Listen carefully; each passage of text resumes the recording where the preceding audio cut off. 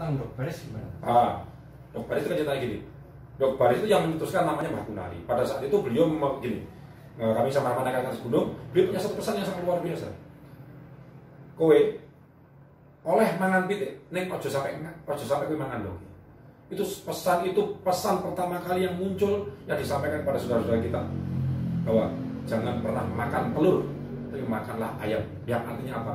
Telur itu harus kamu tetaskan jadi ayam, kamu tetaskan jadi ayam, kamu tetaskan jadi ayam, terus sampai akhirnya beranak pinak karuan. Dok perkonet sebelah balik namanya Dok Baris, di Baris. Jadi Dok Baris itu adalah wujud nyata dari pengetahuan Kapitayan yang diaplikasikan dalam kehidupan sehari-hari, dalam komunitas dan dalam bisnis. Sekali lagi, Dok Baris adalah wadahnya orang Kapitayan dalam berbisnis, dalam berkehidupan. Jadi pada saat pertama kali modal 5.000 jualan jamu. Saya dan keluarga jualan jamu, dijual. Nah, setelah 2 bulan, 1 bulan dapat untung 87.500. Nah, untuk endok, satu paket dibagi 3 orang. Nah, itu awalnya.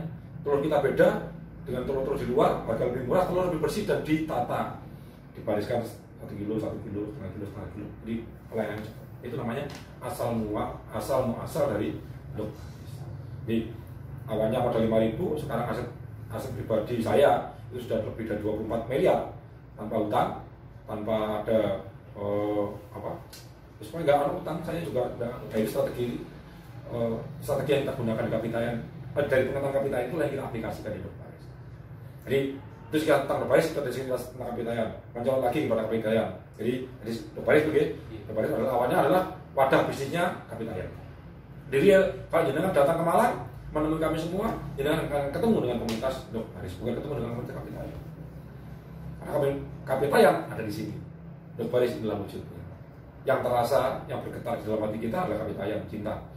Yang muncul di luar adalah Dok Baris. Dok, kalau pecah dari dalam, maka akan lahir satu kehidupan. Kalau pecah dari luar, ada di Dok Dadar, Dok Caplok, Dok Bosok, dan lain-lain. Jadi intinya itu. Sekilas hal tentang Dok Baris.